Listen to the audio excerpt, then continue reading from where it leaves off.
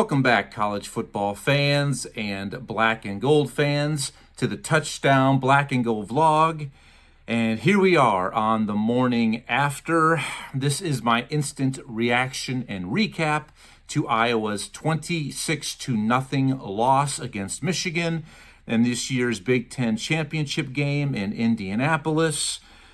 And, I've had the night to sleep on it. I was up late.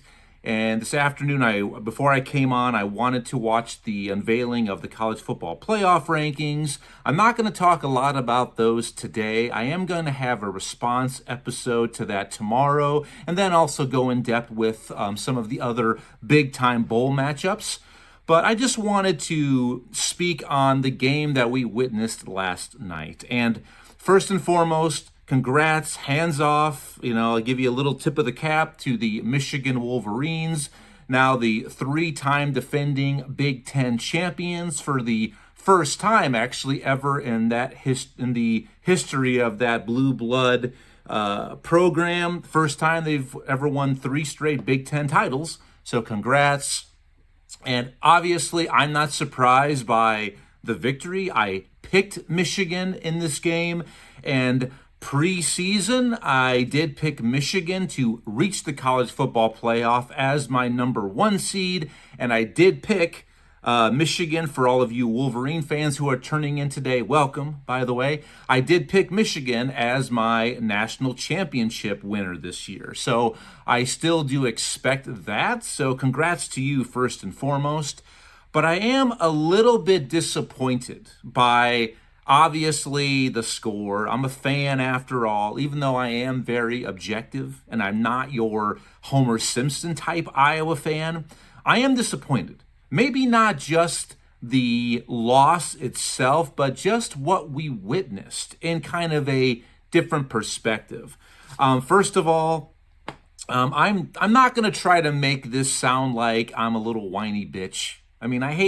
I hate cursing on the channel. I hardly ever do, especially on the Lord's Day on Sunday afternoon. So please forgive me above, don't spite me. I hope not to get struck down right now as I sit here in this chair on air with you. But I'm just going to say this, first of all. The Iowa defense, they deserved so much better than what ended up playing out last night in Indianapolis.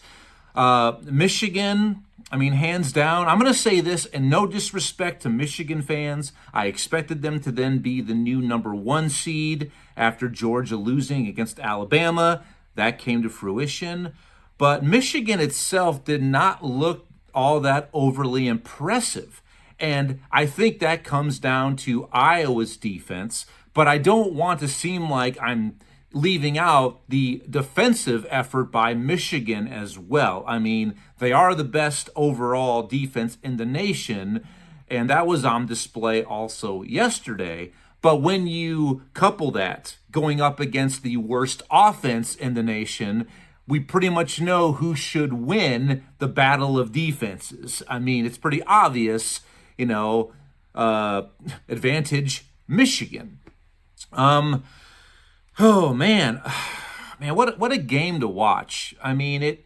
It was very intriguing. When you look at what happened, some of those, if you watched yesterday's Final Thoughts episode that I put out 3 hours, give or take, before kickoff, I went through with you what were going to be some of the key matchups and the keys to victory. And I said for Iowa to win this game, they have to basically play clean. They cannot turn the ball over. They can't have any special teams blunders. And they have to win the penalty battle. And Iowa lost all 3. Ended up being 3 turnovers for Iowa to 0 of Michigan. Michigan absolutely coveted that ball much better. Iowa lost the penalty battle. I believe it was 7 penalties for Iowa to 3 of Michigan. Let me see here. 7-3. And the special teams, they lost that battle to Michigan too. Michigan, their field goal kicker was 4 of 4 for field goals. Their punt return team, their punt coverage team was better than Iowa's. I mean, one of the 2 touchdowns for Michigan was set up by that big 87-yard punt return down to Iowa's 6-yard line, I believe, or maybe the 5. I think it was the 5-yard line. So those things that Iowa just cannot afford to lose, that side of the ball. And at that point, losing those 3, it really was over at that point. And plus, I said yesterday, I think I forgot to say it, that if Iowa ever got down any point in this game by 14 points or more, it was going to be over. I mean, they're just not built to come back and win that sort of contest, scoring quickly and throwing when they don't want to throw. And I'm not trying to be that fan, fellow Hawkeye fans. I'm not. I'm just being realistic. All right. And please feel free to get involved if you want to, unload, if you want to go ahead and vent. I always ask for, want, and appreciate your participation. So please like, share, comment, get involved. I promise I'll get back to each and every one of you. It's great to have you here this morning. I haven't even thanked you yet. But Iowa losing, though, that battle of playing clean and executing, they really had no chance in this game. But that does not take away from what we saw. And the Iowa defense, if DC Phil Parker doesn't get the Broyles Award, they should just stop giving it out. I mean, he hands down is the best assistant coach in the nation, and that was on display last night. But I know a lot of people who may not be familiar with Big Ten football or Iowa football, they're going to look at the score and say, what do you mean? Iowa's defense that people think is so elite, they gave up 26 points. True, but that completely does not tell the story of this game. Michigan they scored 2 touchdowns, but basically those were set up, I mentioned, by that long punt return and then a fumble deep inside Iowa's own territory that was recovered at the 6. So their 2 touchdown drives covered only 11 yards. Okay, so that's it. I mean, Michigan did not really have a legit drive other than their first drive of the game, which is the scripted drive. So that's what you spend more time on doing during the week. Your scripted drive. That was their only really legit drive the entire game. They did convert a 4th and 7 on that opening drive, which that was a complete slap to the Iowa offense, saying, you know what? We don't have to worry about you. We'll give you field position on our own, on the Iowa 40. That's fine. If we don't convert, we're daring you to pick up a couple first downs and at least get into field goal range. So they did convert a long 4th down, but ultimately they ended up settling for a field goal. After that, I believe their longest, they didn't have a drive, I believe, over 30 yards. I mean, the Iowa defense showed up and balled out last night. I mean, at an elite level. I mean, I did some research and I saw that they only gave up 3.3 yards per play to Michigan, and that is the lowest yards per play in the entire Jim Harbaugh regime, in the era of Coach Kaki on the sideline, with a team that has had legitimate success the last 3 seasons. Their lowest yards per play output since he's been there at Ann Arbor. And it's just this Iowa defense, I mean, you're wasting a national championship caliber defense in Iowa City the last 3 seasons. And it's just missed opportunities. All right.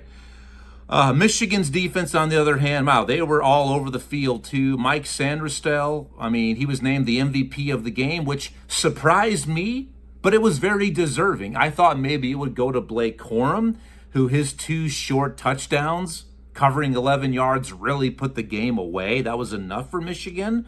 But it went to a defensive back, and it was really warranted. He did force 2 fumbles. So it was great to see the person actually get the MVP of a game who was the most deserving, maybe not just the stat sheet, but just by using the old eye test. And Mike Sandristel was. Their defense all over the place. I mean, Deacon Hill was under fire, the Iowa quarterback, the entire night. So not really on him. Also, the Iowa O-line just getting outmatched and outmanned by a studly Michigan defensive line. I think Michigan ended up recording 5 sacks on the night. Let's see.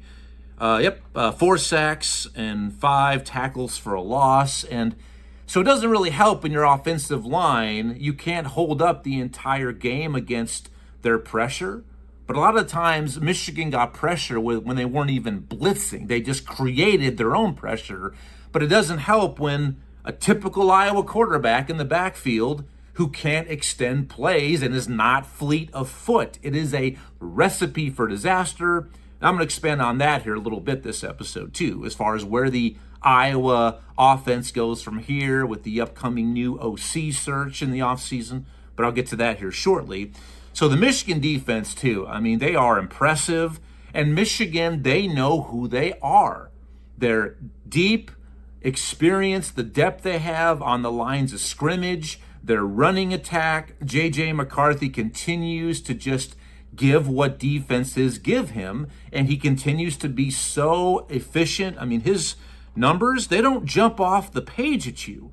But he continued to go to his tight ends. And I said that was going to be one of the keys to the game for Michigan, for them to win, is feed those stud tight ends they have in Loveland and Varner.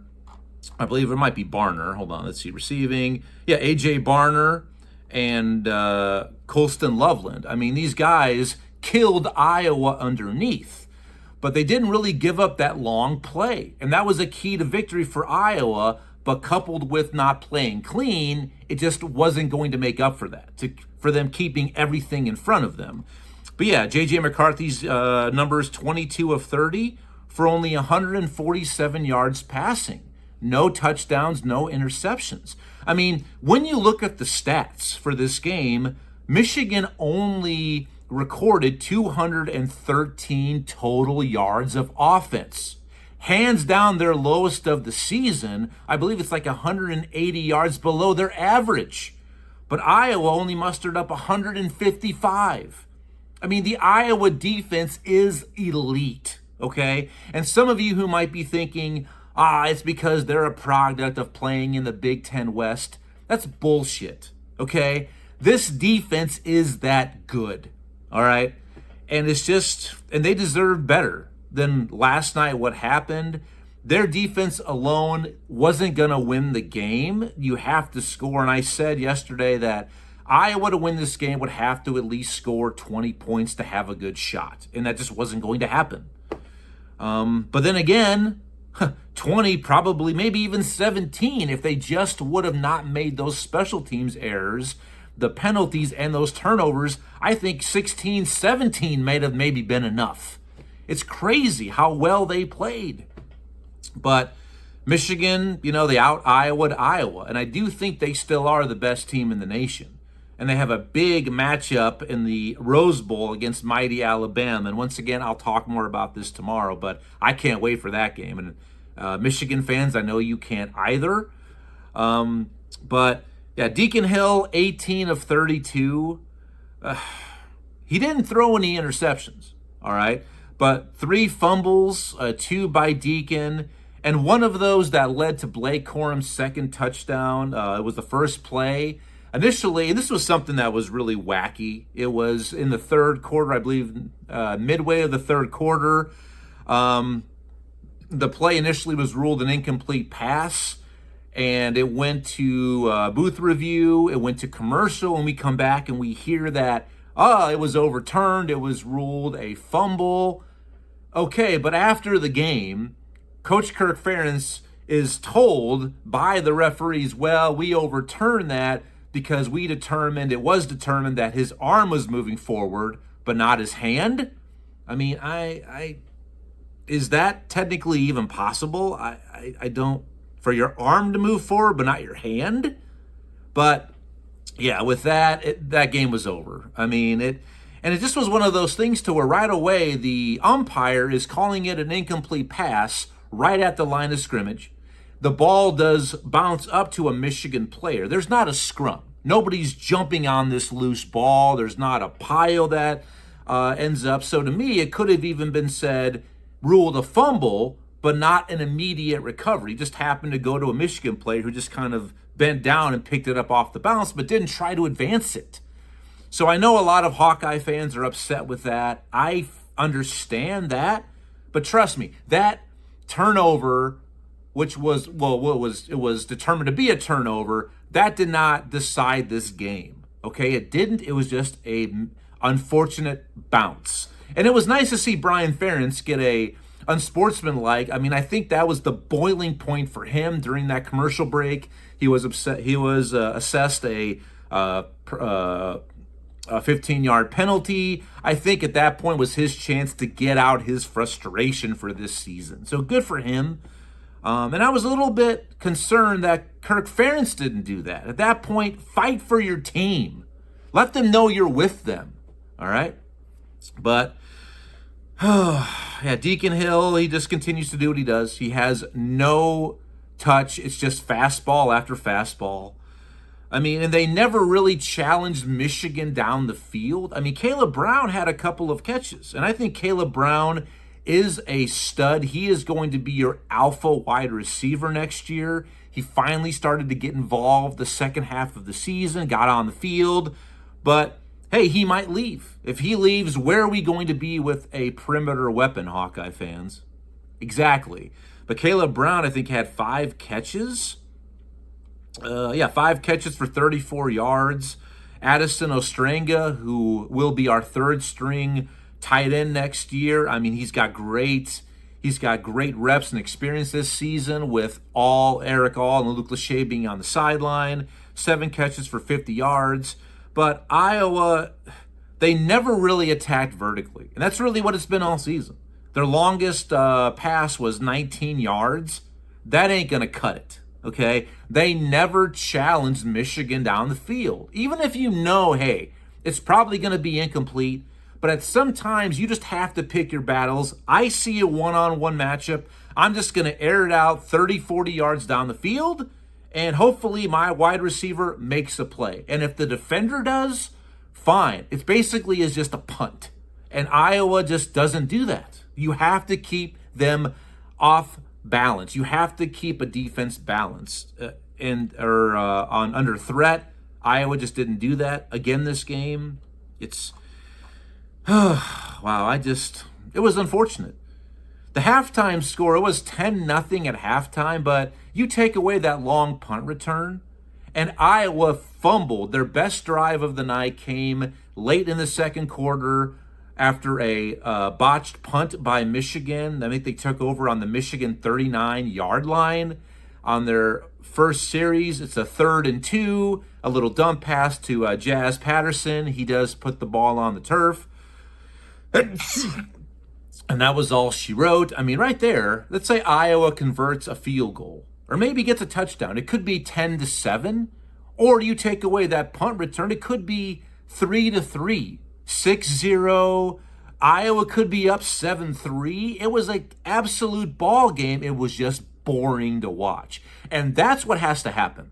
When Kirk Ferentz, he does say he is intending on coming back, but I still could see him retiring here in the offseason because this is a big-time offseason for Iowa football, especially with how much harder it's going to be sledding uphill with the addition of Oregon, Washington, and the LA schools. There's no longer going to be divisions, and maybe hallelujah for that. That's what a lot of Big Ten fans are probably thinking. The hell with the ugly Big Ten West, the Wicked Witch of the West, okay? But I tell you, after everything, how bad the Big Ten West was this season, I mean, wouldn't it not have been the most Big Ten West thing if Iowa would have won, which would have made them the first Big Ten West team to win the Big Ten title? That would have been something, right?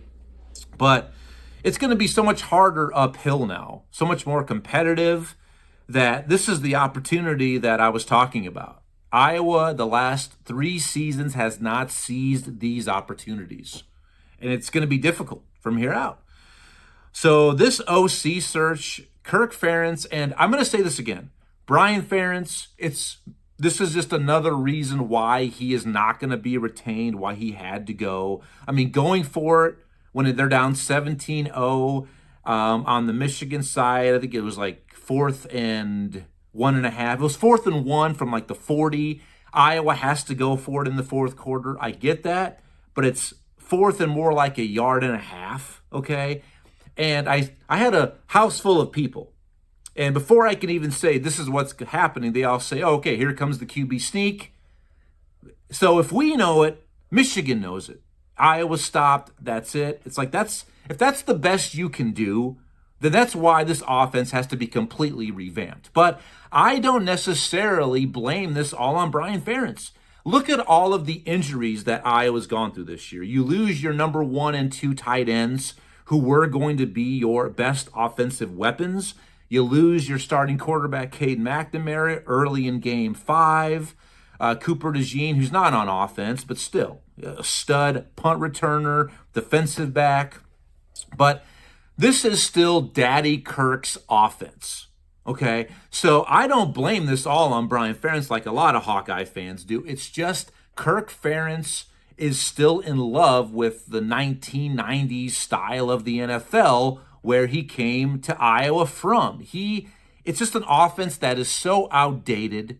So whoever he hires that as an OC, okay? And it's really telling to where if he's not willing or able to let his son just say, you know what, son, you're not coming back, have fun, knock yourself out, whatever you want to call, you can be as inventive as you want. If you want to be a mad scientist, do it. But it's telling to where even under those circumstances, he won't let his own son open it up, the offense, to where this new OC, he has to just let go of the reins. I'm not saying make wholesale changes. You don't want to go to an air raid or a hurry up, a spread, but you got to make some tweaks. You do. He has to let that happen, okay? Because if he doesn't, no OC worth a damn is going to come to Iowa City. I was all about trying to get the Kansas OC, but he's now on the Penn State sideline. He got him away from Coach Lance Leipold, who I would love to see on the Iowa sideline, by the way. I'm just saying. But he has got to just step away and let an OC be an OC. But still, keep some of those Iowa traits that we do like. The ball control, possession, physicality. But there's got to be some major tweaks here of this offense. And he just has to let that happen and just move on, get out of the 1990s. And looking at this Iowa offense, okay, and I know I'm starting to sound like I'm whining, I'm carrying on, but it's got to be said that this season, the final numbers, when they had to average 25 points a game to retain Brian as their OC, that was the goal, they ended up scoring 16.6 points per game. They got worse than last season, okay? The last 3 years, it has been a decline, all right? While their defense is playing at the highest of all levels.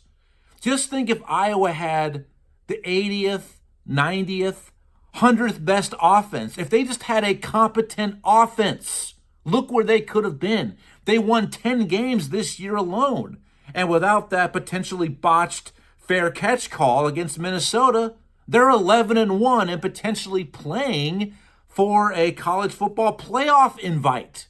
That potentially could have played out last night if Iowa wins that game against Minnesota. It's crazy to think about. But I went back and looked because I wanted to see when is the last time Iowa averaged 16.6 points per game or less. And guess what? There was 3 times in a row. You want to know when it was, Iowa fans? 1998, which ended up being Coach Hayden Fry's last year. 1999, Coach Kirk Ferentz's first year. And then 2000, Kirk Ferentz's second year at Iowa. So over the last 25 years, they have gotten worse on offense. That is all I have to say about that. All right, that's where we are offensively. But we're still winning 8, 9, 10 games a season. Think about that. And now, transfer portal, I'm sure we're going to lose some playmakers. I mean, why would you want to stay? I mean, there's a lot of unknown right now with OC, with Kirk Ferentz as head coach. What then would happen with DC Parker? Would he maybe leave? I don't know. So if you're a legit playmaker or an up-and-comer, you might leave. You're going to say, you know what? The hell with this. I'm out of here. It's just these opportunities now. They just have not come around. They just have not cashed in on what has been in front of them. And it's so depressing. That's why the Iowa defense deserved better than last night. I mean, I look at this game, it should have more or less been a 16, let's say 16-0 game. And then people are saying, is Michigan worthy of getting the number 1 seed? Which they are. They're the best team in the nation, and I hope to hell they bring it home for the Big Ten here, okay? Help me, Obi-Wan Kenobi. You're my only hope, all right? But where do we go from here? Michigan, obviously, they're in the college football playoff. Congratulations again. The Big Ten's behind you, except for maybe that team, down south, the Ohio team, according to Coach Jim Harbaugh. But Iowa, more than likely, Citrus Bowl is where they're going to be locked in at, probably against Ole Miss or maybe even the local team, Missouri. Some of you know I am a resident of the Show Me State, so it could be the Tigers if they get the shaft, if they don't get that New Year's 6 invite. So that's what's on board next. We'll see what we can do. Iowa will get those additional 13 or 14 practices to work out the kinks.